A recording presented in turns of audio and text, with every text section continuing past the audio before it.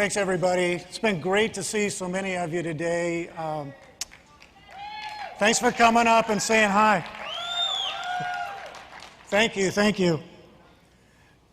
You know, when Brian asked me if I'd say a few words to you, he specifically asked me if I'd share my original story of when I was first introduced to this water. And some of you may know that story, some of you may not know that story, so I'll try and tell it succinctly, but you're going to hear a little bit of a different ending to it today, perhaps, because some things have changed. But it was in the early 1980s when I first went with a group of about a dozen, there was actually 13 of us, doctors and acupuncturists, and we went to Asia for about 4 weeks, and our intent was to learn about and see if we could learn how to incorporate particularly the science and the practice of acupuncture into medical practices, and particularly how they were doing it in the hospitals. That was the purpose of the trip. We were all licensed acupuncturists at the time and doctors, and we wanted to see if there was a way we could do something that wasn't being done in the U.S. at that time. And quite honestly, you're seeing the results of that trip today, because many hospitals today are using acupuncture as part of their therapies, and that's a wonderful thing, I promise you. And so we learned some of those things on that trip. What I did not anticipate on that trip was learning something about water that would change my life. And again, this was in the 1980s, so just keep that in mind. Nobody was talking about ionized water back then. And so while I was there, I happened to be in Japan. We were moving from hospital to hospital. And in one of the hospitals that we were at, I walked in and had been doing some things with some of the Japanese doctors. And I heard this guy, I knew he was from the South. He ended up being from Texas. But I heard him speaking English, and I'd been in in Asia, for a few weeks. And that really tickled me, because I was hearing it from somebody besides those 12 guys that I was with, and it was wonderful. And so I went over, I introduced myself, and he was in a wheelchair, and he had his legs under a blanket, and I asked him why he was there, and he said that he'd been in a horrible accident, and that his legs had been injured, and basically at that point the doctors here in the States wanted to amputate his legs. And he said, I'm a really active guy, I have been my whole life, and I don't want to give up my legs. I got to say, I don't blame him a bit. Made totally good sense to me. But they were turning gangrene. And when you start seeing the gangrene issue, and it was starting to become a problem, doctors felt like there was no other solution. But somebody had told him that they had a special process they could use. So he went to Japan after being assured that they could most likely save his legs. And actually, in the 10 days or so that we were in that area, I witnessed his legs being saved, and it was a miracle. But I have to tell you, when he first told me about it, he said the doctors, he just met with them, and they were going to treat him with water. And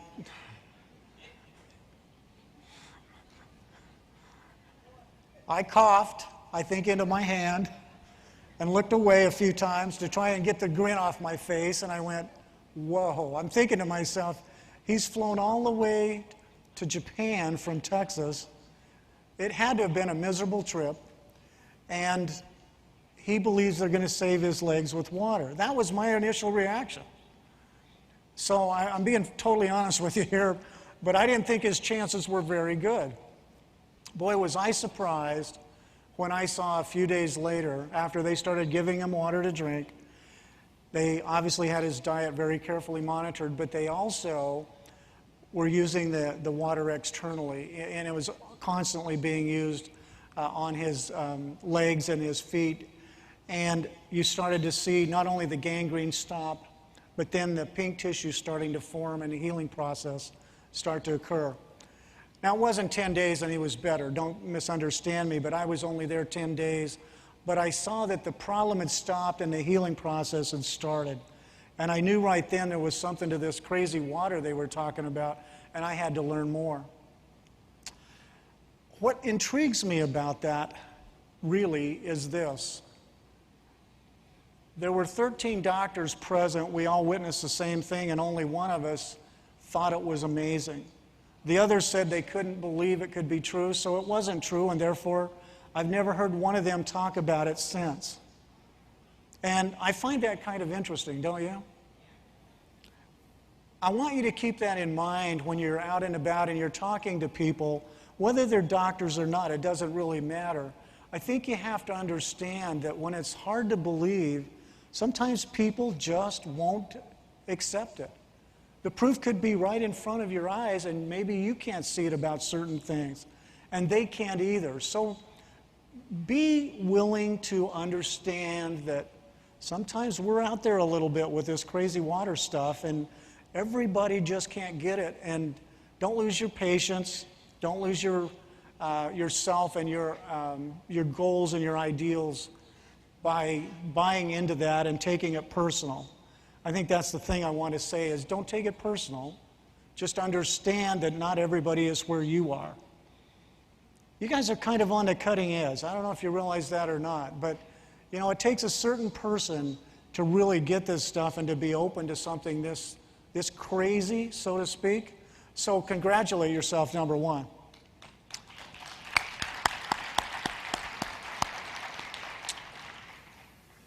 The other thing I want to tell you is that crazy Texas friend of mine who I met there and became friends with did get his legs better, did come back to the U.S., and he lived several more years before he died of something completely unrelated. Wonderful man, and it's thrilling to watch people get their lives back. And most of you in this room know that. You've seen those miracles. You've participated, maybe not in something quite that dramatic, but you've had that opportunity. But that's the second thing that I wanted to share with you today and talk about for just a few minutes, and that is I still get, on the average, 1 or 2, sometimes as many as 5 calls every week from people who someone in Enagic has told that the water is going to be the solution to whatever is wrong with them, and it hasn't been.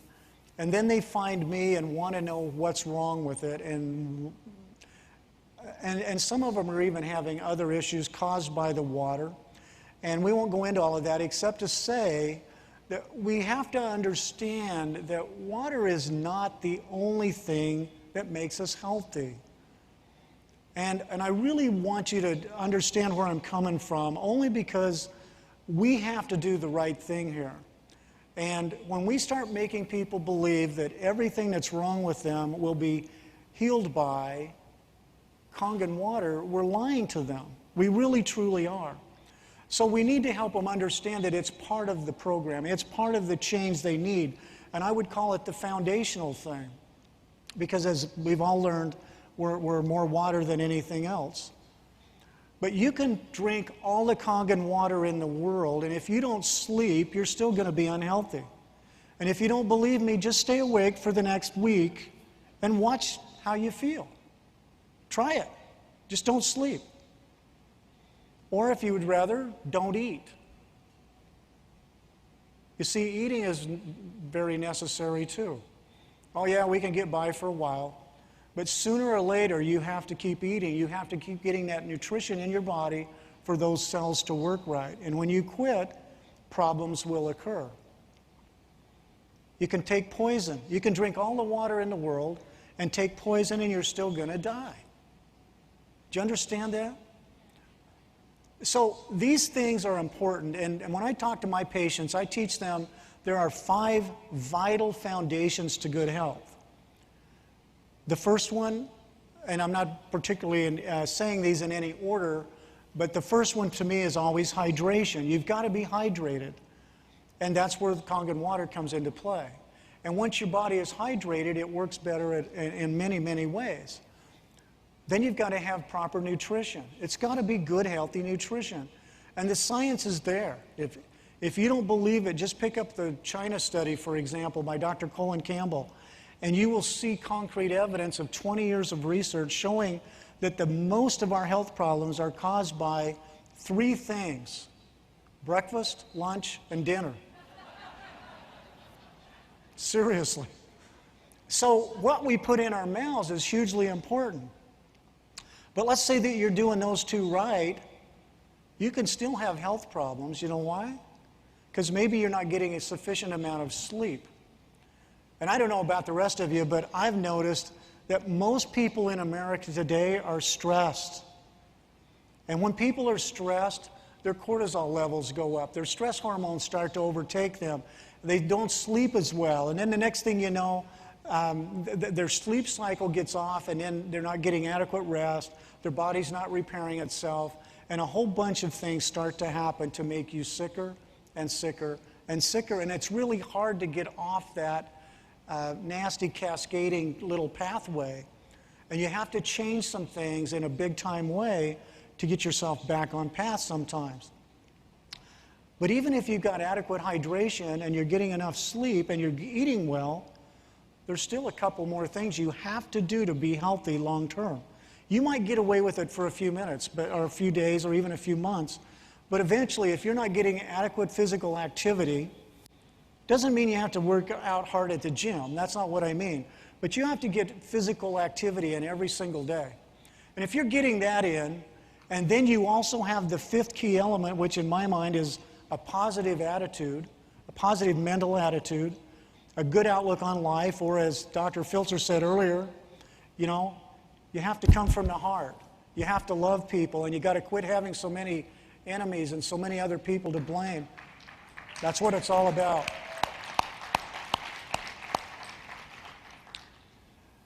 Those 5 things will help you be healthy. And I took the time to go through those just to reinforce what Dr. Filzer said this morning, because I want you to leave here knowing that you have to tell people the whole story.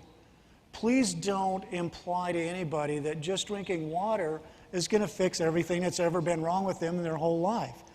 It will not get rid of the pain of losing a loved one. It will not give them a job if they've lost their job. And I don't care how hard or how much water they drink, it's not going to do it. So these things have to be balanced out, and we just need to take a big look at that. So I would like to say, from my heart, you've got something very special. You know about something very special. Continue to share it from your heart. Let people know what it's all about, but help them understand that there's other things that are important to do too. And be the teacher, be the example. If I want somebody else to do it, I have to do it too. Or else I'm not teaching by example. I'm saying, do what I say, not as I do. And I've found in my life, I don't know about the rest of you, but I've found in my life, that doesn't work very well. In fact, I always wanted to order people around and tell them, you know, like my kids, you know, this is just the way it is, do it my way. And my mentor said to me, if you think that works, just go over to your neighbors and order your neighbor's dog to roll over. And I did, and it didn't work. Didn't work on the neighbor's dog, didn't work on the kids, hasn't worked on anybody. So that approach doesn't work, so we just as well go to something that does. Share from your heart, be genuine, care about people, and you'll make a difference. And you know, we're not in the convincing business here, by the way, and I want to just make sure you understand that. We're in the sharing business. All we can do is share. If we try to convince somebody of the medicinal values of the water or the wonderful machine or anything else, it's going to be an uphill battle, because I don't know if you realize this or not, but there's not one of you in this room that wants to be convinced of anything against your will. And if you don't believe me, go talk to somebody that's of a different religion than you. Just have a little discussion. You'll soon find out that there's some resistance there. We don't like that. So as human beings, just keep that in mind as you're sharing. I think you'll find a lot of success. Now, Brian told me that if I would not talk too long, you could have a break before Mr. O'Sherrill comes. How many of you would like a break? Okay, that's what I thought. So I'm going to wrap this up and just say thank you once again for being here. Thanks for listening to me and giving me a chance to share with you. And particularly, thank you for all of you for being such great friends. And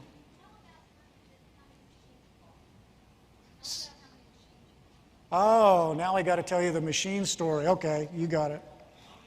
One more thing. Sorry, if you want to go to the restroom, go ahead. But there's a little more to this story that I didn't tell you.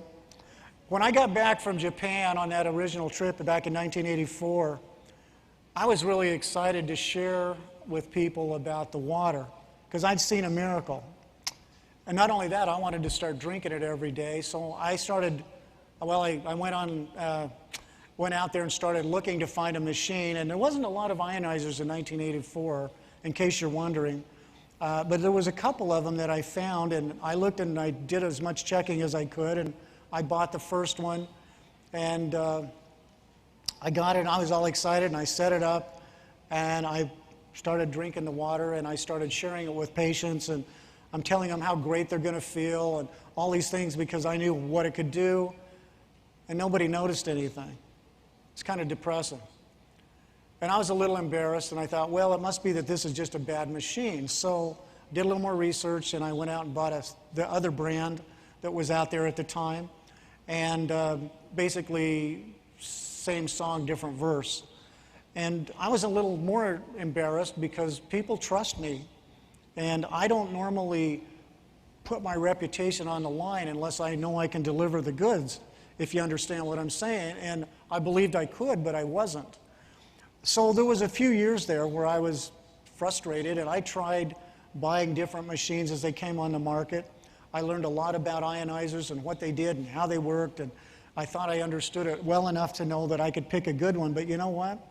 Even with all that knowledge, I was still buying machines that really weren't producing the results. Oh, once in a while somebody would say, you know, I think it's helping, Doc, but you know what I knew? They were just getting more water down. But it wasn't doing what I was expecting. So at last count, I think there was about 15 or 16 different brands of machines, and several of those companies kept telling me, well, the newest, latest, and greatest is the one you got to have. So, you know, I had this big sucker sign on my forehead, and I said, I'm looking for Shangri-La, right? So I kept buying them and testing them by drinking the water, and unfortunately, nothing really got me excited until I got a call. Was asked to go down. This was in July of 2006, I believe. And I remember Mita and Jeannie Basso and a few of us were actually on the Queen Mary. And I had a chance to drink this water. And it was there that I went, now this tastes like the water I remember. And it has a very distinct taste, not so much taste, but we all know that when you drink Kangen water, you can tell it goes down easier, smoother. Well, that's what I remembered from Japan. So I immediately bought a machine and started sharing that water. And you can read my book if you want to know some of the results. But it was completely different than previously. So that's kind of wrapping up the rest of that story. I have tested a lot of machines since then. I'm always looking for things that work. And I will tell you, the only machines I've found that work at all are out of Japan, which is interesting. And the Japanese just have this whole electroplating down, and they've got the voltage regulated right, and those machines work. And we've got, you know, Enagic's got the best machine out there, no doubt about it. So we're very fortunate and very lucky to know that. So that's my story, and I'm sticking to it, as they say. And again, thank you so much for being here. Take a few minutes, get a break, and then Mr. Oshiro, I think, is due to come in any moment. So unless Brian has something else he's going to tell you. Wow. Thank you so much. Come on, everybody, give it up for Dr. Dave Carpenter. We love you, man. I mean, you've been a mainstay for us for so many years, and we're just so blessed to have you as the godfather doctor of Enagic right here in the United States of America. And we by the way, the call you do on Thursdays, I know you're on summer vacation with it, but just want to give you a huge thank you for every Thursday, a special call that Dr. Dave does. Just wanted to thank you very much. Appreciate you so much. Thank you.